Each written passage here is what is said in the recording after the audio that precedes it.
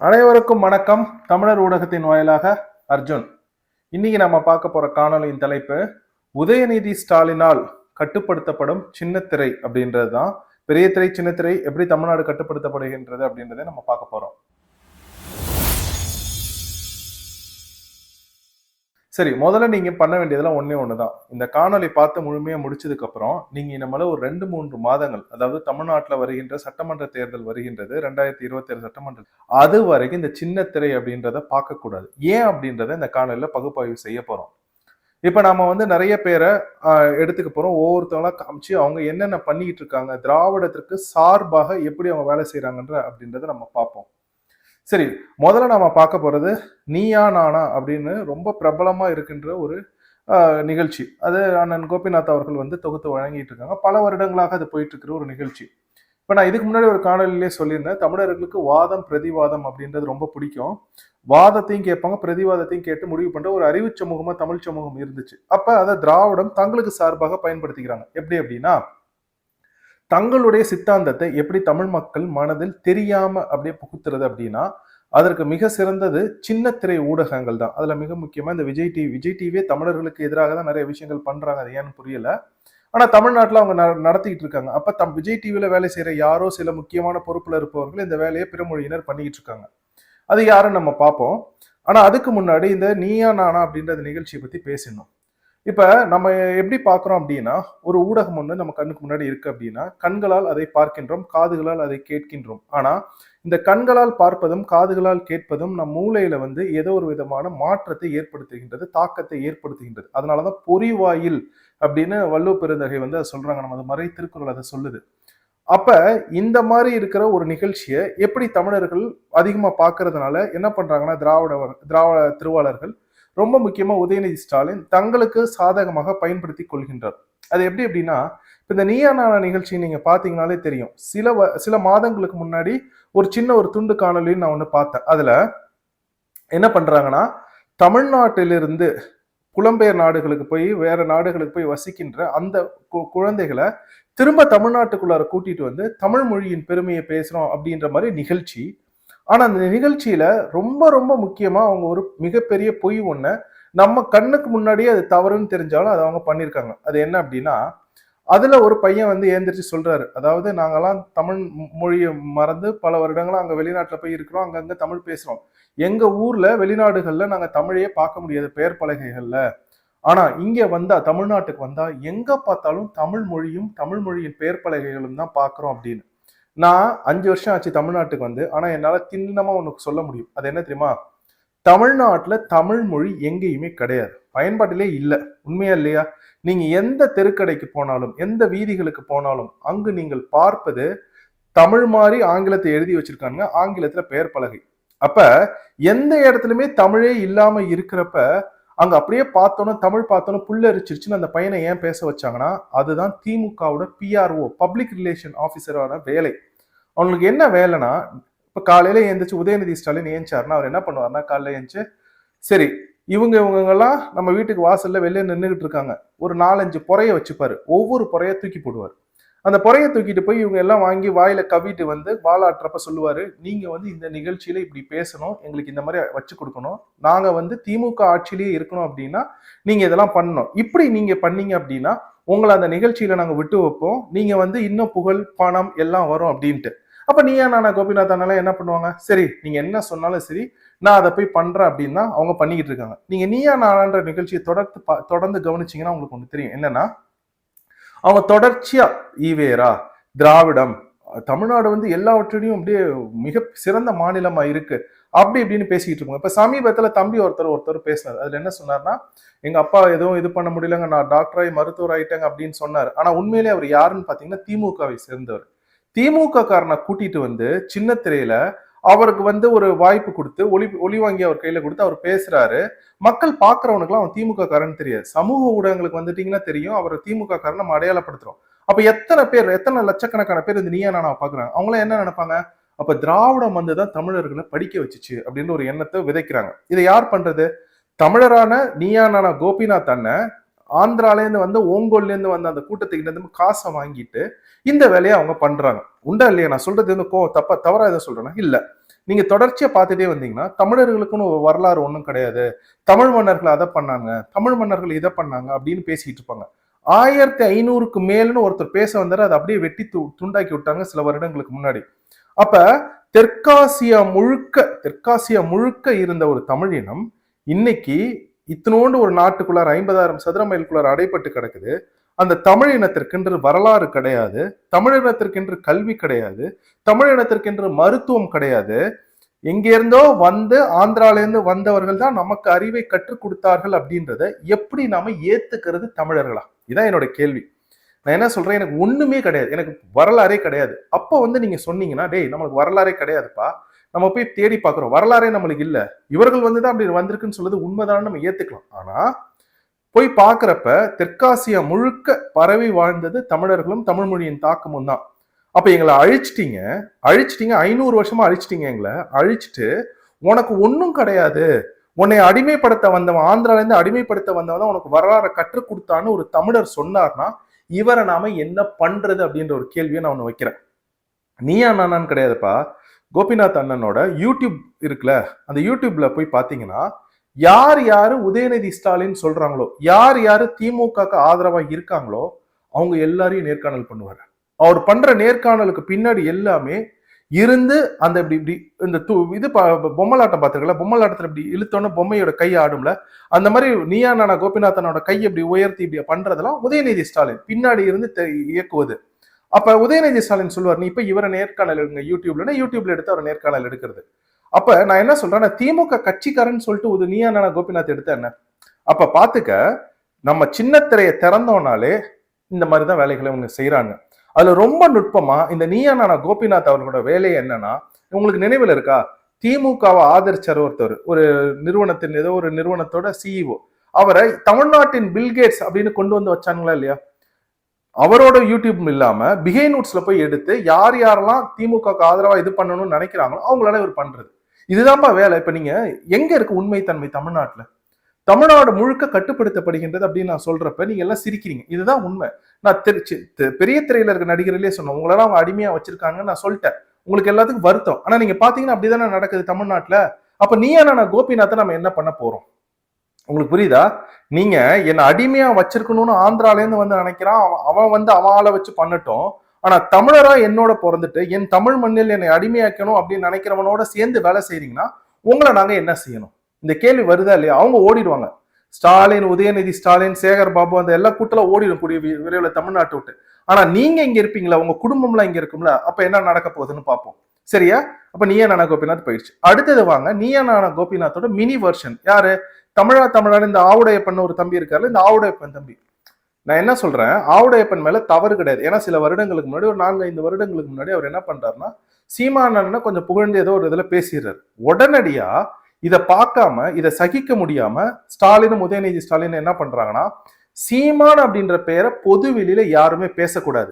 அவங்களோட செயல் திட்டமே என்னன்னா, கில்லிங் இன் சைலன்ஸ். அதாவது சீமான் அப்படின்னு ஒருத்தவர் வந்து தமிழ்நாட்டே இல்ல, நாம் தமிழர்னு ஒரு கட்சியே இல்ல அப்படின்னு பிரபலங்கள் எல்லாம் அவங்கள பத்தி பேசக்கூடாது. பிரபலங்களை எல்லாம் ஸ்டாலின் உதயநிதி ஸ்டாலின், ஸ்டாலின் உதயநிதி ஸ்டாலின், பெரிய அப்படியே சோழ பரம்பரையில பிறந்தவங்க ரெண்டு பேரும், அவங்கள பத்தி இதை மட்டும்தான் பேசணும் அப்படின்னு பேச வைப்பாங்க. இப்ப நம்ம தம்பி ஆவுடையப்பன் இதை பேசிட்டாரு, சீமான் அண்ணன் கொஞ்சம் புகழ்ந்து. உடனே என்ன பண்ணிட்டாங்கன்னா, பழக்கம் போல என்ன பண்ணுவாங்க, ஆவுடையப்பனை கூட்டிட்டு வந்து தமிழான்னு தொலைக்காட்சியில ஒரு நிகழ்ச்சி, நீங்க வந்து நடுவரா நின்னுங்க, நீங்களே பேசுங்க, உங்களுக்கு ஒரு புகழ். நம்மளுக்கு மனிதர்களுக்கு எப்படி இருக்குன்னாப்பா, நம்மளுக்கு வந்து புகழ் வேணும், நம்மளை வந்து யாராச்சும் பார்த்து அப்படியே உங்களை மாதிரி உண்டானோம், நம்ம நடந்து போனா எல்லாரும் வந்து கை குலுக்கி நீங்க தானே ஆவுடையப்பன் ரொம்ப நல்ல நிகழ்ச்சி நடத்துறீங்கன்னு சொல்லணும். ஒரு போதை போல இருக்கு. அந்த போதை அவங்க என்ன சரியா பயன்படுத்திக்கிறாங்க. ஒண்ணு என்னன்னு, இந்த தம்பியை கூட்டு வந்து தமிழான்னு ஒரு தொலைக்காட்சியில நடத்த வைக்கிறாங்க. இந்த தம்பியை என்ன சொல்றாரு, அரசியல் என்னது, அரசு வகுப்புகள்லாம் அப்படி நல்லா நடக்குது, அரசு உணவகங்கள்ல வந்து குழந்தைகள் வந்து நல்ல கல்வி நிலையங்கள் வந்து சாப்பிட்டுட்டு தான் இது பண்றாங்கன்னு, எல்லாம் வயிற்ற பிடிச்சிட்டு உட்காந்துருக்காங்க. அரசாங்க பள்ளிக்கூடங்களை சமைக்கிற உணவை சாப்பிட்டுட்டு குழந்தைகள் எல்லாம் வயிற்றுப்போக்காலெல்லாம் அவதிப்பட்டுக்கிட்டு இருக்காங்க இந்த ஆட்சியில. ஆனா அதைய பத்தி எல்லாம் பேசாம இவர் வந்து அவங்க கொடுத்துற இந்த காசுக்காக என்ன வேணாலும் பேசுறது. நீங்கள் உங்கள் குழந்தைகளை எத்தனை பேருப்பா அரசாங்க பள்ளிக்கூடங்களை படிக்க வைக்கிறீங்க? எனக்கு இதுதான் கேள்வி. அரசாங்கம் பள்ளிக்கூடம் நல்லா இருக்குன்னா எத்தனை பேர் அரசாங்க பள்ளிக்கூடங்களை படிக்க வைக்கிறீங்க? இதுல ஒருத்தர் சொல்றாரு, அதாவது அரசாங்க பள்ளிக்கூடங்கள் மாதிரி இருக்கவே இருக்காது, நீங்க வந்து இப்படி எல்லாம் பேசக்கூடாது, தவறா? ஏன்? ஒரு கழிவறை கூட சரியில்லை. அப்போ ஒரு கழிவறை கூட சரியில்ல. ரொம்ப சுலபமா கேட்கிறேன் ஆவுடையப்பன் கிட்ட, நீங்க உங்க வீட்டுல இருக்கிற கழிவறையை பாருங்க. அரசாங்க பள்ளிக்கூடங்களையோ அரசாங்க மருத்துவமனைகளையோ இல்ல பொது கழிப்பிடங்களோ ஏதாச்சும் ஒண்ணு அந்த அளவுக்கு சுத்தமா இருக்குன்னு நீங்க சொல்லிடுங்க, இந்த ஆட்சி நல்லா இருக்குன்னு நான் சொல்றேன். அப்ப நீங்க பாக்குறீங்க எல்லாமே தவறா இருக்கு தமிழ்நாட்டுல, எல்லாமே தவறா இருக்கு தமிழ்நாட்டுல. ஆனா அது நல்லாதான் இருக்கு அப்படின்னு தன்னுடைய எல்லாவற்றையும் இழந்து, அதாவது நான் என்ன தெரியுமா தம்பி சொல்றேன், மூட்டை தூக்கி பிழைக்கிறானுங்களே தம்பி, மூட்டை தூக்கி பிழைக்கிறானுங்க சில பேர், அவங்களெல்லாம் நம்ம வந்து தூக்கி வச்சு கொண்டாடணும். ஏன்னா அவங்ககிட்ட குறைந்தபட்ச நேர்மைன்னு ஒண்ணு இருக்கும். அது ஒண்ணு தவறான செயலும் கிடையாது. எல்லா வேலையுமே நல்ல வேலை தான். ஆனா இந்த மாதிரி புகழ் வெளிச்சம் எனக்கு எல்லாமே கிடைக்குது, என்னை பார்த்தா எல்லாரும் கை குலுக்குறாங்க அப்படின்ற இந்த கேவலமான ஒரு சிந்தனைக்கு தன் சொந்த இனத்தையே காட்டி கொடுப்பது என்பது எப்பேற்பட்ட ஒரு துரோகம். அது ஆந்திரால இருந்து வரவன் அவன் செய்யறான்னா அவனோட வேலை இதுதான், தமிழனை அழிக்கணும் அப்படின்ட்டு அதை அவங்க செய்யறான். அவங்களுக்கு வரலாறே கிடையாது, அவனுக்கு சத்தியமா வரலாறு கிடையாது. அவனோட வரலாறுலாம் நம்ம எப்ப வீழ்ந்தோமோ நம்ம மேல ஏறி மிதிச்சதான் அவனோட வரலாறு. அவனுக்குன்னு என்ன பெரிய மன்னர்கள் இருக்காங்க சொல்லு. நேற்று பாக்குறேன் ராஜராஜ சோழனை தூக்கி கொண்டு போயிட்டு தெலுங்கு கூட்டத்துல வச்சிருக்காங்க. அவங்களுக்கு வரலாறே கிடையாது. மத்த வரலாற்றை திருடி பிழைப்பு தான் அவங்களுக்கு இது. எனக்கு என்னன்னா, நீ தமிழனா எங்களோட பிறந்துட்டு அவன் ஆந்திராக்காரன் கூட போய் நீ ஒட்டிக்கிட்டு எங்களை நீ வீழ்த்தணும்னு நினைக்கிறனா, அப்ப உங்களை நாங்களாம் என்ன பண்ண போறோம்? இதான் எனக்கு கேள்வி. சின்ன திரையை திறந்தாலே திராவிடம் திராவிடம், அரசு கல்வி நல்லா இருக்கு, பள்ளிக்கூடங்கள் நல்லா இருக்கு, இதெல்லாம் பார்த்தாலும் உனக்கு எரிச்சலா இருக்கா இல்லையா தம்பி? அருவு இருக்கிறீங்களா இல்லையா நீங்க? எனக்கு என்ன கேள்வினா, இதே நீயா நானா கோபிநாத் அவர்கள் வந்து ஏன் அடுத்த தலைமுறை குழந்தைகள் தமிழ் படிக்க முடியாம இருக்காங்க, எழுத படிக்கத்தால அடுத்த தலைமுறை குழந்தைகளுக்கு அதை கேட்கிறாரா? இல்ல இந்த தம்பி ஆவுடையப்பன் மலைகள்லாம் உடைக்கப்படுது, கல்குவாரிகளை மாற்றப்படுது, இதெல்லாம் நடந்தா தமிழ்நாடு எப்படி நீடிக்கும் அப்படின்ற ஒரு கேள்வி அவர் வச்சாரா? கிடையாது. அவங்க கொடுக்குற காசை வாங்கிட்டு, நான் தான் சொல்றேன், நான் சொல்றது கடுமையான வார்த்தை, அதான் உண்மை. உதயநிதி ஸ்டாலின் பொறை போடுறாரு, இவங்க வாலாட்டிக்கிட்டு போய் அந்த பொறையை எடுத்துக்கிட்டு நீங்க சொல்றதை நாங்க செய்யறோம் ஏஜமான வேலை செய்யறாங்க. சரியா? இப்ப நம்ம மூணாவதா பார்க்க போறது கருப்பழனியப்பன். இவங்க ரெண்டு பேரைய விட்டுருவோம். கருப்பழனியப்பன் நான் ஹோப்லெஸ்ஸாவே நான் விட்டுட்டேன். சரிங்களா? இருந்தாலும் கருப்பழனியப்பண்ணனை பத்தி ஒண்ணு நான் சொல்லணும். அது என்ன அப்படின்னா, இப்ப பழக்கருப்பையா அப்படின்னு ஒருத்தர் இருக்கார், நம்ம எல்லாருக்கும் தெரியும். பழக்கருப்பையா அவர் திமுக ஒரு பிடிக்க, திமுக திட்டுவார், ஏன்னா சரியான ஒரு இதுதான். திமுகன்ற அந்த தீய சக்தி, அந்த புற்றுநோய், அந்த நஞ்சு தமிழ்நாட்டை விட்டு எப்ப நீங்குதோ அப்ப தமிழ்நாடு உருப்பிடும். அவரு அந்த திமுக இதை திட்டிக்கிட்டு இருக்காரு. உடனே திமுக காரன் என்ன பண்ணுவானா, இந்த புரிஞ்சுக்கணும் நீங்க, அவங்க என்ன பண்ணுவாங்கன்னா, இப்ப அவரோட குடும்பத்துல, பழக்கருப்பைய குடும்பத்துல யார் இருக்கா? கருப்பழனியப்பன் பழக்கருப்பையோட குடும்பத்தை சேர்ந்தார். அப்ப கருப்பழனியப்பனை கூட்டிட்டு வந்து பழக்கருப்பையா மீது ஒரு குடும்ப ரீதியான சிக்கலை உருவாக்குவாங்க. அவர் மேல ஒரு புகார் கொடு, அவர் வந்து இதை சொத்து எப்படி பேசினார் சொல்லு, ஜாதியை வச்சு பேசினான்னு சொல்லுன்னு கருப்பழனியப்பனுக்கு பின்னாடி ஸ்க்ரூ கொடுப்பாங்க. அதை கேட்டுட்டு இவர் போய் பண்றாரு. கருப்பழனியப்பனுக்கு என்ன தெரியுமா தேவை? அவங்க கொடுக்குற சுகம் என்ன மாதிரி சுகம்னு நான் சொல்ல விரும்பல, காசு, புகழ், அந்தஸ்து. இவரும் இந்த அமெரிக்காவுக்கு கூட்டிட்டு வர்றது, இந்த அமெரிக்காவுக்கு கூட்டிட்டு வந்து பல பேரை இவங்க காலி பண்ணியிருக்காங்க தம்பி. அப்ப இந்த மாதிரி எல்லாம் வேலை செய்யறதுதான் கருப்பழனியப்பன் வேலை. இந்த வேலைக்கு பேர் என்ன தம்பி? இந்த வேலைக்கு பேர் என்ன? தன் உடலை விட்டு பிழைக்கிற பெண்களுக்கு கூட கொஞ்சம் எத்திக்ஸ் இருக்கும். இந்த மாதிரி ஆட்களுக்கு எல்லாம் எத்திக்ஸே கிடையாது தம்பி. அறம்ன்றதே பேசக்கூடாது. எதுக்கு எடுத்தாலும் ஈவேரா ஈவேர், நீ தூக்கிட்டு வந்த மூத்திர சட்டிக்காரன ஒரு நாள் ஒட்டைக்கிறமா இல்லையான்னு. அப்ப கருப்பழனியப்பன் போறாரு. சரி, இப்ப இன்னொருத்தரை பார்ப்போம். அண்டாவெல்லாம் நான் பேச மாட்டேன், அதெல்லாம் நான் தண்ணி தெளிச்சு விட்ட கேஸ், அவங்களெல்லாம் நான் பேச மாட்டேன். அடுத்தது கார்த்திகை செல்வன். இவங்க எல்லாத்த விட ரொம்ப ஆபத்தானவர் கார்த்திகை செல்வன். ஏன் தெரியுமா? சிரிச்சுக்கிட்டே கொலை பண்றதுல அவரும் தமிழர் தான். ஆனா அவரோட வேலை இதுதான். அவருக்கு என்னன்னா, யாரெல்லாம் சீமானன் பேரை ஏதாச்சும் சொல்றாங்களா, தமிழ் தேசியம் பக்கத்து போறாங்களா, உடனடியா அவங்கள கூட்டிட்டு வந்து தன்னுடைய நியூஸ் 18ல யூடியூப்ல எடுத்து ஒரு வீலாக போடுறது. நீ பார்த்தனாலே தெரியும். சீமானன் கிட்ட நெருங்குற யாரா இருந்தாலும் பிரபலத்தையும் உடனடியா கூட்டிட்டு போய் நியூஸ் 18ல வச்சு நேர்காணல் எடுப்பாரு. தமிழ் தேசியம் தான் அப்படின்னு யாராச்சும் வந்தாங்கன்னா உடனடியா அவங்களை கூட்டு போய் நேர்காணல் பண்ணுவார். எனக்கு என்ன புரியல அப்படின்னா, இவர் ஊடகவியலாளர் தானே. ஊடகவியலாளர் எப்படி இவ்வளவு கேவலமா இருக்க முடியும்? தமிழ்நாட்டுல இருக்கிற ஊடகங்கள் மாதிரி கேவலமான ஊடகங்கள் உலக வரலாற்றுல எங்கேயும் கிடையாது. அமெரிக்கால கூட நான் அப்படி பார்க்கல. ஆனா அவனுங்களாம் மனசாட்சியெல்லாம் சுத்தமா தொலைச்சிட்டாங்க. இதுல இப்ப கார்த்திகை செல்வன் வந்ததுக்கு அப்புறம் நீ பார்த்துன்னு வச்சுக்கோ, ஒன்லி இன்டர்நேஷனல் நியூஸ் தான், லோக்கல் நியூஸே பேச மாட்டார். அமெரிக்கா நியூஸ், அவர் இப்படி என்னாடாரு, இவர் இப்படி என்ன. ஏன்னா திமுக ஆட்சியில இருக்கு. திமுக மலையை உடைச்சாலும் சரி, மணலாலும் சரி, கொலையே நடந்தாலும் சரி, யார் அந்த சாரானாலும் சரி, அதை பத்தி எல்லாம் பேச மாட்டார். அவருக்கு வேண்டியது இன்டர்நேஷனல் நியூஸ். ஆனா இதுவே அதிமுக ஆட்சியோ இல்ல வேற யாரோட ஆட்சியும் வந்துருச்சுன்னு வச்சுக்கேன், ராஜநாகம் மாதிரி அப்படியே தலையை தூக்கிட்டு எதை படம் பிடிக்கிறதுன்னு பார்ப்பேன். அப்ப பாத்துக்கோ, ஊடகங்கள் 4வது தூண்கள் அப்படின்றாங்க. செல்ல அரிச்சு போயிடுச்சு தமிழ்நாட்டுல இந்த ஊடகங்கள். புற்றுநோய் முழுமையா பரவிடுச்சு தம்பி தமிழ்நாட்டுல. இந்த திராவிட புற்றுநோய் ஒரே ஒரு தீர்வு தான், இவங்களை வெட்டி தூக்கி போட்டாதான், இந்த திராவிட சித்தாந்தத்தை வெட்டி தூக்கி போட்டாதான் நம்மளால பிழைக்க முடியும், தமிழ்நாட்டை காப்பாற்ற முடியும். அப்ப நீ பாரு, இது மாதிரி நிறைய இருக்காங்க, அல்ற செல்ற இந்த கேடுகட்ட ஊடகங்கள்லாம் சில பேர் இருக்காங்க. அவங்களாம் திட்டவே விருப்பப்படல தம்பி. இதே மானரோஷம் இருந்தா தான் தம்பி திட்டினா கொஞ்சம் மானரோஷத்தை திருந்துவாங்க. இவங்களாம் நான் திட்டி என்ன பண்ண போகுது சொல்லு. இந்த ஆனந்த விகடன் உரிமையில ஒருத்தர் இருக்காரு, அவரோட ஊடகங்களை நம்ம புறக்கணிக்கணும். ஹிந்து ஊடகத்துல நம்ம புறக்கணிக்கணும். நாம தான் தம்பி ஊடகம், நாம தான் பேசணும், நாம தான் எழுதணும். இருக்கு சமூக ஊடகங்கள், அதை வச்சு நம்ம பண்ணணும். அப்போ உங்களுக்கு புரியுது. இப்ப கடைசி ஒரு பெண்மணி பத்தி ஒருத்தவங்க நான் பேசணும். அந்த அம்மா பேர் லட்சுமி ராமகிருஷ்ணன். அவங்க பேரிஸ்டர் லா படிச்சுட்டு இங்க உட்காந்துக்கிட்டு ஒவ்வொருத்தவங்க குடும்பத்துல யாரை இழுத்துட்டு போனா எவன் யாரை வச்சிருக்கான்னு சொல்றது, நீதி தீர்ப்பு சொல்றது அந்த அம்மா. இப்ப அந்த பெண்மணிக்கு என்னன்னா, அதாவது இது எப்படி நடக்குது பாரு, ஒரு சமூகத்தை எப்படி மோசமா மாத்துறது அப்படின்றது இந்த திராவிட தற்குறிகள் கிட்டதான் கேட்க முடியும். திருட்டு அயோக்கிய பயலுங்க. என்ன நடக்குதுன்னா, ஒவ்வொருத்தவங்க குடும்பத்துல இல்ல யாரையோ வச்சிருக்காங்கன்னா அதை கொண்டு கொட்டுறது நம்ம மனதிலையும் மூளையிலையும். அதை இது பண்ணிட்டு இவங்க நீதிபதி மாதிரி இது சொல்றது, தீர்ப்பு சொல்றது, நாட்டாமா மாதிரி. இந்த அம்மாவெல்லாம் பிடிச்சி உள்ளார கொண்டு வந்த உண்மையிலேயே சொல்றேன், அருவின்னு ஒரு படம் வந்துச்சுமா, அந்த மாதிரி இந்த அம்மாவெல்லாம் பிடிச்சி உள்ளார கொண்டு போய் போடணும். யார் இவங்கெல்லாம்? இந்த சமூகத்தை மிக மோசமான நிலைக்கு கூட்டு போறதே இந்த மாதிரி ஊடகங்கள் தான். இது அமெரிக்கால நடந்திருக்கு தம்பி, பல வருடங்கள் அமெரிக்கால நடந்துச்சு. இந்த மாதிரி அடிச்சுப்பானுங்க, ஒவ்வொருத்த குடும்பத்துல என்ன சண்டை இருக்கு அதை ஆளெல்லாம் வச்சு இது பண்ணுவாங்க. அந்த மாதிரிதான் இந்த நாடு நாசமாக்கிட்டு இருந்தாங்க. இப்ப தமிழ்நாட்டுக்கு அது வந்துருச்சு.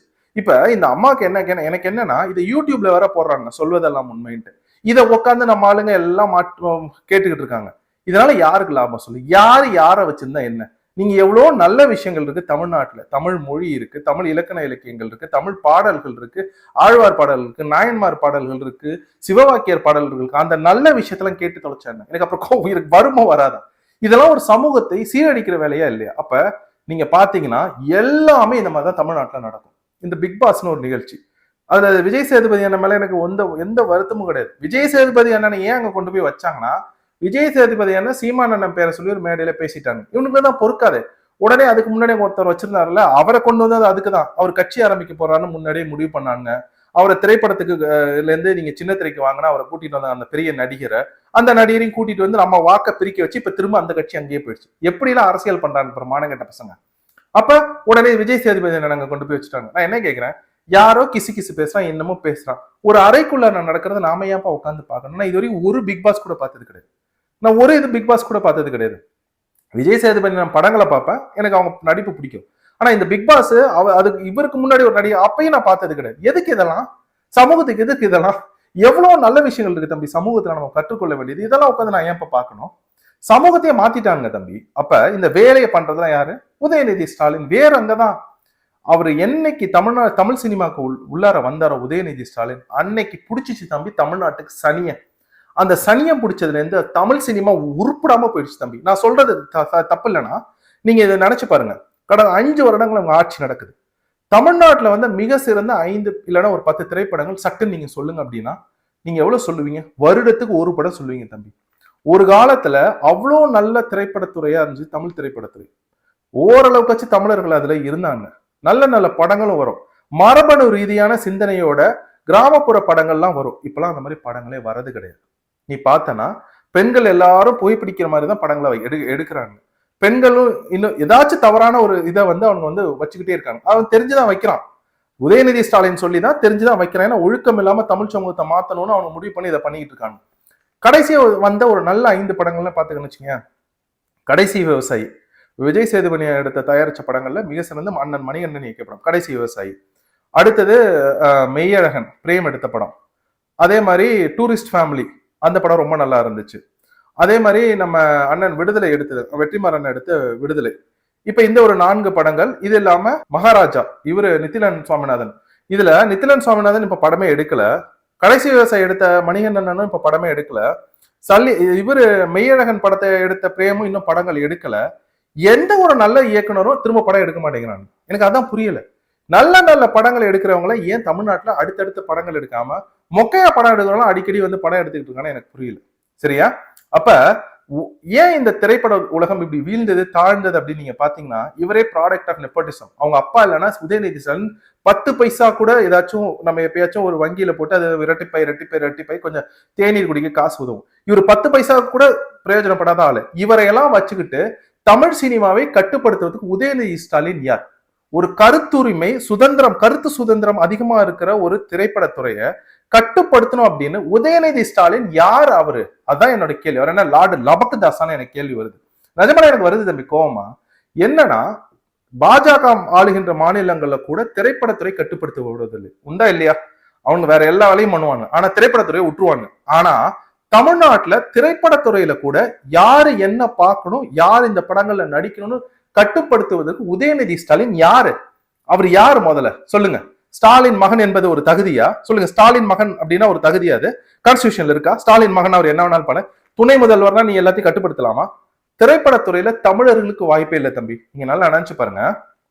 தணிக்கைத்துறை ஒண்ணு இருக்கு. தணிக்கைத்துறை அரசு, பாஜக அரசோட தணிக்கைத்துறை இருக்கு, தமிழ்நாடு அரசு, இது எல்லாம் இருக்கு. இதை தாண்டி உதயநிதி ஸ்டாலின் தனியா ஒரு தணிக்கைத்துறை வச்சிருக்காரு. ஓ, அந்த படத்துல வந்து கரிகால் சோழனோட பேர் இருக்கா? அப்ப அந்த காட்சியை நீக்குங்க. ஓ, அதுல ஸ்டெர்லைட் துப்பாக்கி சூட பத்தி பேச்சு இருக்கா? இதையும் நீக்குங்க. ஓ, ராஜராஜ சோழன் இவங்களெல்லாம் பத்தி பேச்சு இருக்கா? அப்ப இதெல்லாம் நீக்குங்க. நீங்க யாரு? ஆந்திரால இருந்து வந்து எங்களை கட்டுப்படுத்துறது நீங்க யாரு? அப்ப பாரு, நாம ஆங்கிலேயர்களிடமிருந்து விடுதலை பெற்று விட்டோம். ஆனா ஆங்கிலேயர்களுக்கு முன்னாடி வந்த இந்த விஜயநகர கூட்டம், மோங்கோல் கூட்டத்துக்கிட்ட இருந்து இன்னும் நம்ம விடுதலை பெறல தம்பி. இதை எப்படி தம்பி ஏத்துக்க சொல்ற? இதை எப்படி ஏத்துக்க சொல்ற? நான் பார்ப்பதை கட்டுப்படுத்துவதற்கு நீங்க யாரு அப்படின்னு நான் கேட்கிறேன். இதான் என்னோட கேள்வி. கருத்து சுதந்திரம் இருக்கின்ற ஒரு கூட்டத்தை, ஒரு திரைப்படத்துறையை நீங்க யார் கட்டுப்படுத்துறதுக்கு? இந்த படத்துல இவர் தான் கதாநாயகன். அந்த கதாநாயகன் ஆந்திரால இருந்து தான் வரணும். இந்த படத்துக்கு இவங்க தான் கதாநாயகி. இந்த கதாநாயகி கேரளால இருந்து தான் வரணும். அப்பாவை நடிக்கிறவங்க கூட தமிழனா இருக்கக்கூடாது. திரைப்பட இயக்குனர் தமிழரா இருக்கக்கூடாது. கதாநாயகன் தமிழரா இருக்கக்கூடாது. கதாநாயகி தமிழச்சியா இருக்கக்கூடாது. ஒட்டு கதாபாத்திரங்கள், நகைச்சுவை, இசை எதுவுமே தமிழனா இருக்கக்கூடாதுன்னா நான் ஏன் காசு கொடுத்து ஆந்திரால இருந்து வரவன பணக்காரன் ஆக்கணும்? பதில் சொல்லுங்க எனக்கு. பதில் சொல்லுங்கப்பா எனக்கு. தமிழ் துறையின் வீழ்ச்சியை ஒற்றை ஆளாக நின்று சாதிச்சதுதான் உதயநிதி ஸ்டாலினோட சாதனை. நீ மற்ற மாநிலங்களும் எடுத்துக்க. கேரளா மலையாளிகள் அவ்வளவு நல்ல படம் எடுக்கிறாங்க. கர்நாடகா ரொம்ப ரொம்ப நல்ல படங்கள் இப்ப கர்நாடக படங்கள் வருகின்றது. ஆந்திரால இருந்தும் தெலுங்கு படங்கள் நல்லாவே வருது. அவன்லாம் அவன் மண்ணை சேர்ந்தவனை தானே நடிக்க வைக்கிறான். நான் மற்ற இனத்தை சேர்ந்தவங்க நடிக்க கூடாதுன்னு சொல்ல, வரீங்களா நடிங்க, எனக்கு ஒன்றும் சிக்கல் கிடையாது. ஆனா எல்லாமே அவங்க தான் நடிப்பாங்க. நம்ம காசை மட்டும் கொண்டு போய் கொடுக்கணும்னா உதயநிதி ஸ்டாலின் யாருன்னு எனக்கு கேள்வி வருது தம்பி. இவருக்கு யார் இந்த அதிகாரத்தை கொடுத்தது? 20,000 பேர் இருந்துகிட்டு தமிழ்நாட்டை இப்படி சிக்கி சின்னாபனமாக்குறாங்க. என்ன நம்ம பண்ண போறோம் இந்த தேர்தல்? பதில் சொல்லுங்க எனக்கு. நம்ம என்ன அடிமையா? ஆந்திரால இருந்து வந்தவங்களுக்கு அடிமையா? இதுல இவங்க சொல்றாங்க தமிழ் தான் எல்லா இடத்துலயும் இருக்கான். திருவண்ணாமலையை கொண்டு வந்து எழுதி கொடுத்துட்டாங்க. ஒவ்வொரு இடத்துலயும் நம் நிலங்கள் பிடுங்கப்படுகின்றது. இப்ப இதெல்லாம் பார்த்துட்டு நம்ம எவ்வளவு நாளைக்கு பொறுமையா இருக்கிறது? சும்மா சொல்லுனா, நான் ரொம்ப பொறுமையா உங்ககிட்ட ஒரு கேள்வி ஒண்ணு வைக்கிறேன். இது பல பேருக்கு தெரியாது, எனக்கு தெரிஞ்சு யாருக்குமே தெரியாது. ஒருவேளை அந்த இயக்குனருக்கு தெரியும், ஏன்னா அந்த இயக்குனர் இதனாலதான் வச்சாரு. பிற மொழியினர் ஏன் தமிழ்நாட்டுல படம் எடுக்கக்கூடாது அப்படின்னு நான் சொல்றதுக்கு ஒரு காரணம் ஒண்ணு நான் சொல்றேன். இதை நான் இது வரைக்கும் முன்னாடி சொன்னது கிடையாது. ஒரு திரைப்படம் கல்லூரி படிக்கிற காலத்துல அந்த திரைப்படம் வருது. நான் என்ன பண்றேன்னா, வியாழக்கிழமையே போயிட்டு அந்த திரையரங்கம் இருக்கு, ஜூபிட்டர் தியேட்டர்னு இருக்கும். ஜூபிட்டர் திரையரங்கம் தமிழ்நாட்டுல தஞ்சாவூர்ல இருக்கு. அந்த திரையரங்கம் பல நாட்கள் கழிச்சு திறக்கிறாங்க, புதுப்பிச்சு. நான் என்ன பண்றேன், வியாழக்கிழமையே போயிட்டு எங்க கல்லூரி பசங்க 60 பேர் வருவோம்னு முன்பதிவு செஞ்சு வெள்ளிக்கிழமை காலையில எல்லாரும் கல்லூரியை கட்டடிச்சுட்டு திரைப்படத்துக்கு போனோம். அந்த திரைப்படத்துல ஒரு காட்சி ஒண்ணு வரும். 3வது வருடமோ 4வது வருடமோ 2003 அப்படின்னு நினைக்கிறேன். அந்த காட்சியில இந்த பசங்க வந்து ஒரு தவறான ஒரு பெண்ணை ஒண்ணு அழைப்பாங்க வீட்டுக்கு, தவறு பண்ணணும். அந்த பெண் வந்து ஆட்டோல இறங்கி நடந்து போவாங்க. அந்த பெண்ணுக்கு அருகிலேயே ஒரு கணவர் மாதிரி ஒரு கதாபாத்திரம் குழந்தைய வச்சுட்டு போவாங்க. ஏன்னா அந்த பெண் வந்து அதாவது சொந்தக்கார பெண் மாதிரி அப்படின்ற மாதிரி கட்டியமைக்கணுன்ற கதையில வரும். இதுல என்னன்னா, அந்த திரைப்படத்துல நடிச்சவங்க எல்லோருமே பிற மொழியினர். அது தமிழில் வெளிவந்த படம், சரிங்களா? ஆனா அந்த தவறான தொழில் செய்யற பெண்ணா ஒரு பெண்ணை காமிக்கிறாங்க. அந்த பெண் தமிழ் சமூகத்தை சேர்ந்த பெண். அந்த பெண்ணுக்கு பக்கத்துல ஒரு குழந்தைய கையில வச்சுட்டு ஒரு ஆண் தூக்கிட்டு வர்றதுல, அவரு தமிழ் சமூகத்தை சேர்ந்த ஆண். இந்த படத்தை எடுத்தது சங்கர் சார். இந்த படம் பாய்ஸ். இதுல என்னன்னா, சங்கர் சாருக்கு வெள்ளையா இருந்தாதான் பிடிக்கும், கருப்பா இருந்தா வெறுப்பாரு. மிக முக்கியமாக கொச்சைய கதாபாத்திரங்கள் வைக்கணும்னா, அவன் மது அருந்துறவனா இருக்கணும்னா அவன் தமிழ் சமூகத்தை சேர்ந்தவனா கருப்பா காமிப்பார். அதே மாதிரி அவன் உட்காந்து சாப்பிட்டுக்கிட்டு வேலை செய்யாம இருக்கணும், அவன் தமிழ் சமூகத்தை சேர்ந்தவனா இருக்கணும். தம் திரைப்படத்துல அப்படி காமிப்பாரு. தொடர்ச்சியா நீங்க பாத்தீங்க அப்படின்னாலே அவர் தன் திரைப்படங்கள்ல தவறான கதாபாத்திரங்கள் எல்லாம், அது அசிங்கமான வேலைகள் செய்யறது, இந்த மாதிரி தன் இதைய பொண்டாட்டியை கூட்டு வந்து இதெல்லாம் தமிழன் பண்ற மாதிரி வைப்பாரு. நம்மளுக்கு அது தெரியல. அப்ப நம்ம என்ன பண்றோம், அந்த படத்தை ரசிக்கிறோம். ஆனா உண்மையிலேயே அவரோட வக்கரம் என்னன்னா, தமிழன் இவ்வளவுதான் அப்படின்ட்டு தமிழ்நாட்டுல அவர் படம் எடுக்கிறார். தம்பி, நீங்க எல்லாம் கேக்குறீங்க, ஏன்டா அர்ஜுன் உனக்கு கோவம் வருதுன்னு.